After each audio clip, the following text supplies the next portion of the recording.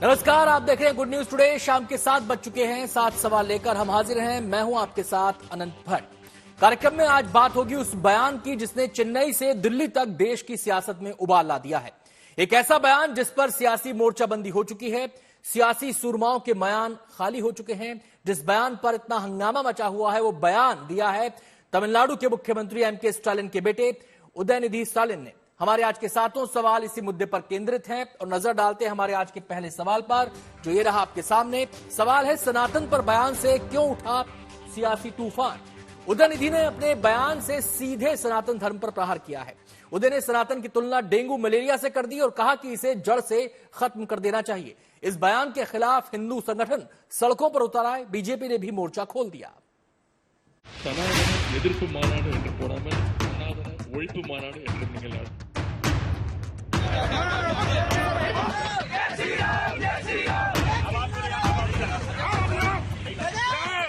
ये तस्वीरें झांसी की हैं, जहां हिंदू संगठनों के कार्यकर्ता तमिलनाडु सरकार के मंत्री उदयनिधि स्टालिन का पुतला फूंककर विरोध जता रहे हैं। ये मंत्री उदयनिधि स्टालिन के खिलाफ मामला दर्ज करने और उन्हें सरकार से बर्खास्त करने की मांग कर रहे हैं। इनकी नाराजगी उदयनिधि के सनातन पर दिए गए बयान से है। दरअसल उदयनिधि ने शनिवार को चेन्नई के कार्यक्रम में सनातन धर्म को लेकर एक ऐसा बयान दिया जिस पर पूरे देश में घमासान मच गया है। उदयनिधि ने सनातन धर्म की तुलना डेंगू, मलेरिया और कोरोना से करते हुए इसे मिटाने की वकालत की थी। ஒழிப்பு மாநாடு என்றும் நீங்கள் இதை போட்டிருக்கிறீர்கள், இதை அழைத்திருக்கிறீர்கள், இந்த நிகழ்ச்சிக்கு பெயரிட்டீர்கள், அதற்கு என்னுடைய வாழ்த்துக்கள். சிலவற்றை நாம் ஒழிக்கத்தான் வேண்டும், எதிர்க்க முடியாது. கொசு, டெங்கு காய்ச்சல், மலேரியா, கொரோனா இதையெல்லாம் நம்ம எதிர்க்க கூடாது, ஒழித்து கட்ட வேண்டும். அப்படிதான் இந்த சனாதனம்। तमिलनाडु की सियासत में उदयनिधि कोई मामूली शख्सियत नहीं है जिनके बयान को यूं ही खारिज किया जा सके। उदयनिधि सत्ताधारी दल डीएमके के नेता होने के अलावा तमिलनाडु के मुख्यमंत्री एमके स्टालिन के बेटे और तमिलनाडु की राजनीति के पुरोधा स्वर्गीय करुणानिधि के पोते हैं। लिहाजा उनके बयान पर सियासी तूफान उठना लाजमी है। उदयनिधि के बयान के बाद चौतरफा विरोध हो रहा है। बीजेपी ने तो इसे सनातन का अपमान बता दिया है। एक वित्त मंत्री का बेटा और एक मुख्यमंत्री का बेटा वो कह रहे हैं सनातन धर्म को समाप्त कर देना चाहिए। मुझे बताओ भाई, सनातन धर्म को समाप्त करने के लिए आप तैयार हो क्या? अरे जोर से बोलो, तैयार हो क्या? माताएं बहनें भी बोले तैयार है क्या? इन लोगों ने वोट बैंक की और तुष्टीकरण की राजनीति करने के लिए सनातन धर्म को समाप्त करने की बात की है। हमारी संस्कृति, हमारे इतिहास और सनातन धर्म का अपमान किया है। उदयनिधि स्टालिन, वो उदयनिधि स्टालिन सनातन धर्म को समाप्त करने का उद्घोष करता है और कहता है कि हम सनातन धर्म को समाप्त कर देंगे, एबॉलिश कर देंगे। इस तरह की भाषा इस्तेमाल करता है। यह है परिवारवादी घमंडिया गठबंधन का घमंड, और वो इस तरीके की बेतुकी बातें कहने में कोई गुरेज नहीं करते, कोई गुरेज नहीं करते। विरोध की आग अदालत तक पहुंच गई है। पटना हाईकोर्ट के एक एडवोकेट डॉक्टर कौशलेंद्र नारायण ने पटना के सीजेएम कोर्ट में एक शिकायत दर्ज कराई है, जिसमें उन्होंने उदयनिधि पर सनातन धर्म के लोगों की भावना को ठेस पहुंचाने और धार्मिक उन्माद फैलाने जैसे कई मामलों की शिकायत की है। उदयनिधि के बयान पर जब बवाल बढ़ा तो उदयनिधि ने सोशल मीडिया पर एक पोस्ट डालकर अपनी सफाई दी, लेकिन उदयनिधि अपने कहे शब्दों से डिगने के लिए तैयार नहीं हुए। उदयनिधि ने सोशल मीडिया पर लिखा, मैंने कभी भी सनातन धर्म के लोगों के नरसंहार की बात नहीं कही है। सनातन धर्म एक ऐसा सिद्धांत है जो लोगों को जाति और धर्म के नाम पर बांटता है। सनातन धर्म को उखाड़ना मानवता और मानव समानता को कायम रखना है। मैं अपने कहे हर शब्द पर दृढ़ता से कायम हूँ। मैंने पीड़ितों और हाशिए पर पड़े लोगों की ओर से बात की जो सनातन धर्म के कारण कठिनाई में है। उदयनिधि ने जिस कार्यक्रम में अपने विचार रखे, उस कार्यक्रम का नाम ही सनातन को समूल खत्म करने के लिए सम्मेलन था। ऐसे में माना जा रहा है कि उदयनिधि ने जो कुछ भी कहा बिल्कुल सोच समझकर कहा। जब हमारे संवाददाता ने उदयनिधि से इस बयान के संबंध में पूछा तो वो भड़क गए और उन्होंने अपने बयान पर कायम रहने की बात कही। Are you in favor of Sanatana Dharma? I cannot reply. Why? Why should I reply to you now? I'm requesting you because I am also requesting you. What is your take on Sanatana Dharma? it seems like politicians are taking. What is your take? Why? I can't say. Why can't you say? You have to say. You have to ask questions. Please ask. That's what I asked. I've already made my thoughts on it. I will never back out on it. I will always stand. I will ask questions. Thank you. Udhayanidhi DMK के नेता हैं और DMK विपक्षी गठबंधन India में शामिल है।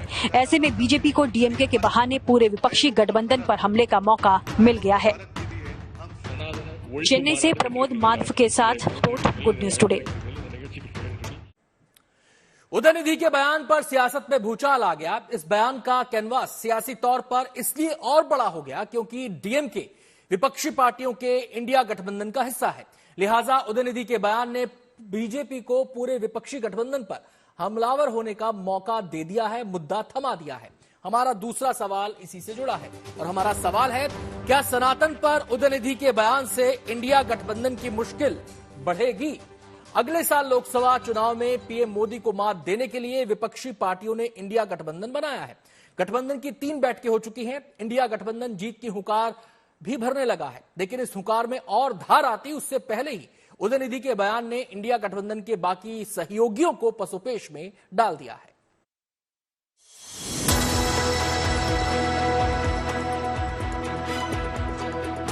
2024 के चुनाव से पहले विपक्षी गठबंधन अपनी रणनीति को पूरी तरह से अंजाम भी नहीं दे पाया है कि विपक्षी मोर्चे के एक घटक दल डीएमके के बड़े नेता के बेटे ने अपने बयान से सियासी बम फोड़ दिया। तमिलनाडु के मुख्यमंत्री एमके स्टालिन के बेटे उदयनिधि ने दक्षिण भारत की द्रविड़ राजनीति को ध्यान में रखकर चेन्नई में बयान दिया, लेकिन उनके बयान पर पूरे देश में ऐसा बवाल उठ रहा है कि विपक्षी इंडिया गठबंधन बैकफुट पर चला गया। उदयनिधि ने सनातन धर्म की तुलना डेंगू, मलेरिया और कोरोना से करते हुए उसके खात्मे की बात कही, लेकिन उदयनिधि के बयान के बाद उनके ही गठबंधन के दल उनके बयान का विरोध करते हुए इसे उनकी निजी राय बता रहे हैं। हम लोग अपने धर्म का पालन करता है और दूसरे कोई धर्म का हम रेस्पेक्ट करता है। अगर कोई ये बताए और वो सनातन धर्म उसका अपमान करता है, इंसल्ट करता है, हम लोग कड़ी से कड़ी लैंग्वेज में उसका खंडन करता है। सनातन धर्म एक संस्कृति है, एक ऐतिह्य है। मोदी को चुनौती देने के लिए एकजुट हुए विपक्षी दलों के गठबंधन में उत्तर भारत की कई सियासी पार्टियां हैं। ये सभी सियासी पार्टियां उदयनिधि के बयान के बाद असहज हैं। उन्हें समझ ही नहीं आ रहा कि वो उदयनिधि के बयान का बचाव करें तो किस तरह से करें। कई लोगों की सनातन में कई सारी विकृतियां हैं। क्या जाति व्यवस्था अच्छी चीज है? क्यों सीवर में उतरने वाले की जाति नहीं बदलती है? ये सारे सवाल हैं। अगर किसी ने कुछ कह दिया तो लेके उड़ गए। कमाल की बात है। इधर बीजेपी ने उदयनिधि के बयान को बड़ा मुद्दा बना लिया है और इसे सनातन के अपमान से जोड़ते हुए पूरे इंडिया गठबंधन पर हमला बोला। बीजेपी ने विपक्षी गठबंधन के बड़े नेताओं पर सवाल उठाते हुए पूछा कि उदयनिधि के बयान के बाद इन नेताओं की जुबान बंद क्यों है। ये बहुत पीड़ादायक है, बहुत शर्मनाक है, लेकिन उससे अधिक शर्मनाक है सोनिया गांधी का खामोश रहना, राहुल गांधी का खामोश रहना। राहुल गांधी मंदिर मंदिर द्वारे द्वारे दिखावे के लिए करते हैं कि मैं भी सनातनी हूं और अपना गोत्र बताते हैं। सोनिया गांधी ये हो क्या गया है? ये हिंदू आस्था, हिंदू संस्कारों का अपमान होगा। 3 दिनों पहले ही विपक्षी गठबंधन की तीसरी अहम बैठक मुंबई में संपन्न हुई। इस बैठक के बाद ये कयास लगाए जाने लगे थे कि विपक्षी दल एकजुट होकर गंभीरता से अपनी योजना तैयार करने में जुटे हैं, लेकिन बैठक के अगले ही दिन उदयनिधि के बयान ने गठबंधन के नेताओं को मुसीबत में डाल दिया है। विपक्षी मोर्चे की अगवा कांग्रेस उदयनिधि के बयान को लेकर असमंजस में है। कोई इस बयान से पल्ला झाड़ रहा है तो कोई उनके बयान को अभिव्यक्ति की आजादी से जुड़ा निजी बयान बता रहा है। इस तरह का कोई अगर बयान किसी का आया है तो मैं उस बयान की निंदा करता हूँ। इस तरह का जो बयान है इसका कोई औचित्य नहीं है। इस देश के जो है देश में इस प्रकार के बयान का कोई इस स्थान नहीं। विपक्षी गठबंधन 3 बैठकों के बाद धीरे धीरे अपने मोर्चे के बीच उलझी गांठों को सुलझाने की कोशिश कर रही थी कि उनकी राहों के बीच एक सनातन पर बयान का एक बड़ा रोड़ा सामने आ गया है। अब देखना यह है कि इस ब्लॉक को विपक्षी इंडिया ब्लॉक किस तरह से हल करता है। Bureau report, good news today. खूब हल्ला हो रहा है, खूब हंगामा हो रहा है, लेकिन उदयनिधि स्टालिन अपने बयान से पीछे हटने को तैयार नहीं है। उदयनिधि को शायद यह भरोसा है कि देश के जिस हिस्से में वो सियासत करते हैं वहां उनका यह बयान उन्हें सियासी तौर पर नुकसान ना पहुंचाए, लेकिन सियासत से इतर उनके बयान से साधु समाज भी आहत हुआ है। हमारा तीसरा सवाल ये रहा आपके सामने, और हमारा सवाल है, उदयनिधि के बयान पर साधु संतों का क्या है कहना। आइए दिखाते हैं इस मुद्दे पर क्या सोच रहा है साधु समाज। यह अति निंदनीय और घृणित है। अखिल भारतीय संत समिति का इतना ही कहना है कि करोड़ों वर्षों से मिटाने वाले मिटते चले गए, और भारत की सुप्रीम कोर्ट ने सनातन हिंदू धर्म को जीवन जीने की पद्धति माना। तो असभ्य बर्बर लोगों को ये बात समझ में नहीं आएगी कि उसी सनातन को ही हम समाप्त कर दें जो कभी होना नहीं है। सनातन सदियों से चला आ रहा है और अंत तक रहेगा। इसलिए खेल मंत्री जो विनय निधि हैं वो जो कह रहे हैं वो गलत है, ऐसा संभव नहीं है।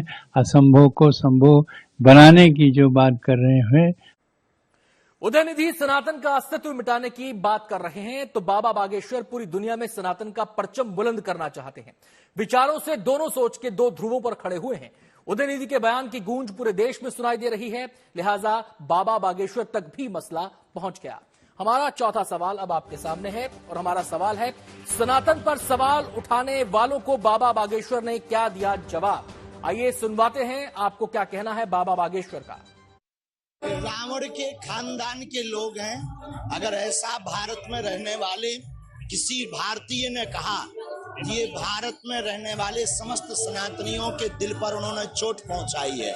ये राम का देश है, राम के देश में सनातन जब तक इस भूमि पर जल रहेगा, सूर्य रहेगा, तब तक सनातन रहेगा। और ऐसे लोग बहुत आए और चले जाएंगे।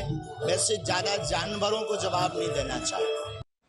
सनातन को बीमारी बताने वाला बयान भले ही उदयनिधि स्टालिन ने दिया है, लेकिन मोर्चाबंदी केवल उनके खिलाफ नहीं हो रही, निशाने पर पूरा इंडिया गठबंधन ही आ गया है। उदयनिधि पर तो सियासी हमले हो ही रहे हैं, लेकिन सवाल इंडिया गठबंधन के नेताओं से भी पूछे जा रहे हैं। हमारा पांचवा सवाल ये रहा आपके सामने। सवाल है, क्या 2024 चुनाव से पहले ये बड़ा मुद्दा बन सकता है? विपक्षी पार्टियों के इंडिया गठबंधन के गठन को ज्यादा दिन नहीं बीते हैं। अलायंस की अभी 3 बैठकें ही हुई हैं। कोऑर्डिनेशन कमेटी का गठन हो चुका है, स्लोगन भी तैयार कर लिया गया है, लेकिन आगे इससे बात बढ़ती उससे पहले ही उदयनिधि ने बयान बम फोड़ दिया और बीजेपी के हाथ में इंडिया गठबंधन को घेरने के लिए एक मुद्दा आ गया। –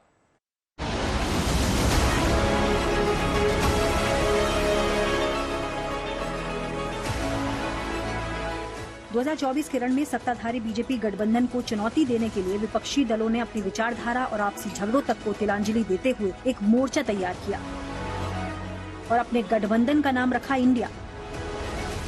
इंडिया गठबंधन की अब तक 3 मीटिंग पटना, बेंगलुरु और मुंबई में हो चुकी है।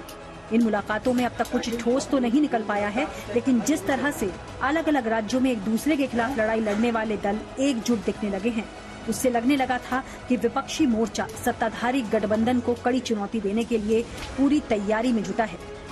लेकिन इसी बीच उदयनिधि स्टालिन का सनातन धर्म पर दिया विवादित बयान ऐसे वक्त में आ गया जब विपक्षी दल 2024 के चुनाव की रणनीति के लिए हर मुमकिन सियासी दांवपेच चल रहे हैं। उदयनिधि ने अपना बयान अपने राज्य तमिलनाडु की सियासत को ध्यान में रखकर दिया था, क्योंकि वहां द्रविड़ पॉलिटिक्स का शुरू से जोर रहा है। लेकिन दक्षिण में दिया गया उदयनिधि का ये बयान उत्तर में इंडिया गठबंधन के लिए मुसीबतें बढ़ा सकता है। देश की करीब 80% बहुसंख्यक आबादी पर दिए गए उदयनिधि के बयान के बाद बीजेपी को मौका मिला है कि वो उदयनिधि के बहाने पूरे गठबंधन को कटघरे में खड़ा कर सके। सनातन को कुचलने की हसरत वाले कितने ही खाक हो गए, हिंदुओं को मिटाने के ख्वाब पाले कितने ही राख हो गए। सुनो घमंडिया गठबंधन के घमंडियों, तुम और तुम्हारे मित्र रहे ना रहे, सनातन था सनातन है और सनातन रहेगा। दरअसल बीजेपी पहले से आरोप लगाती रही है कि इंडिया गठबंधन में शामिल दल हिंदुत्व विरोधी है। उदयनिधि के बयान के बाद तो उन्हें इस बात को साबित करने का मौका भी मिल गया है। राजनीतिक पंडितों का मानना है कि अगर उदयनिधि के बयान के बाद जल्द ही विपक्षी गठबंधन की तरफ से इस पर डैमेज कंट्रोल नहीं किया गया तो उनको उत्तर भारत में इसका खामियाजा भुगतना पड़ सकता है। उत्तर भारत में भारतीय जनता पार्टी इस मुद्दे को पूरी तरीके से चुनावी मुद्दा बनाएगी और इंडिया को घेरने की पूरी कोशिश करेगी। बेहतर होता कि इसमें इंडिया के लोगों को जो है इस पे जुड़े हुए लोगों को स्थिति स्पष्ट करनी चाहिए, अपना स्टैंड क्लियर करना चाहिए, अन्यथा भारतीय जनता पार्टी इस मामले में उनको 24 का मुद्दा प्रभावी ढंग से बनाएगी। यही वजह है कि उदयनिधि के बयान के बाद कुछ दलों ने खामोशी ओढ़ी हुई है तो कुछ बेहद इस मामले में संभल कर बोल रहे हैं। Any religion that does not promote equality, any religion that does not ensure that you have the dignity of being a human being is not a religion according to me. Any religion which does not give you equal rights, does not treat you like humans, is not a religion. So it's as good as a disease. Udhayanidhi DMK के भविष्य का चेहरा कहे जाते रहे हैं। हालांकि Tamil film industry से जुड़े रहे उदयनिधि की राजनीतिक पारी केवल 4 साल पुरानी है, लेकिन उन्होंने सनातन पर सियासी बयान देकर अपनी पारी को लंबा करने की पूरी कोशिश की है। इस तरह के बयानों से उनके अपने राज्य में वोट भले ही बढ़ जाएं, लेकिन उनके सहयोगी गठबंधन को दूसरे राज्यों में झटका लग सकता है और अगर ऐसा हुआ तो 2024 के चुनाव में विपक्षी एकता तार-तार हो जाएगी। लखनऊ से शिल्पी सेन और चेन्नई से प्रमोद माधव के साथ bureau report, good news today. देश के अलग अलग हिस्सों का सियासी तापमान भी अलग है, मुद्दे अलग हैं, वोटिंग को लेकर सोच भी अलग है। हर पार्टी का प्रभाव भी हर क्षेत्र में एक जैसा नहीं।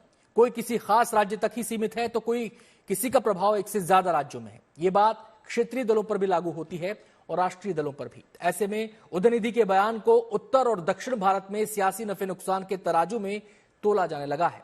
हमारा छठा सवाल इसी से जुड़ा है और हमारा सवाल है, दक्षिण भारत के नेता का बयान विपक्ष की उत्तर भारत में उम्मीदों पर ग्रहण लगा सकता है क्या?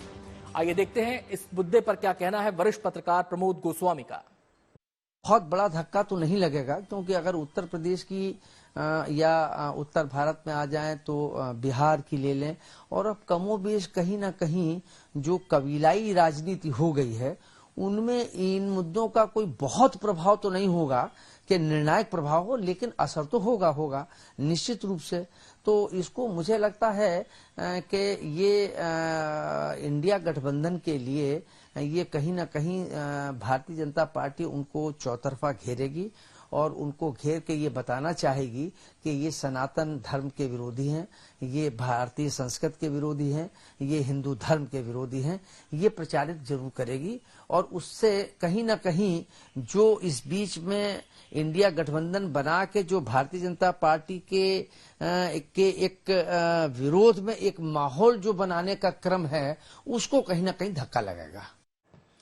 वसुधैव कुटुंबकम, भारतीय सनातन दर्शन की ये ही सोच रही है और भारत की इस सोच का डंका पूरी दुनिया में सदियों से बज रहा है। और आज भी हम दुनिया को अपनी धर्म, दर्शन और संस्कृति से जुड़े प्रतीक चिन्हों से रूबरू करवाते हैं। G20 सम्मेलन में भी ये कोशिश दिखाई देती है। हमारा 7वां और आखिरी सवाल ये रहा आपके सामने।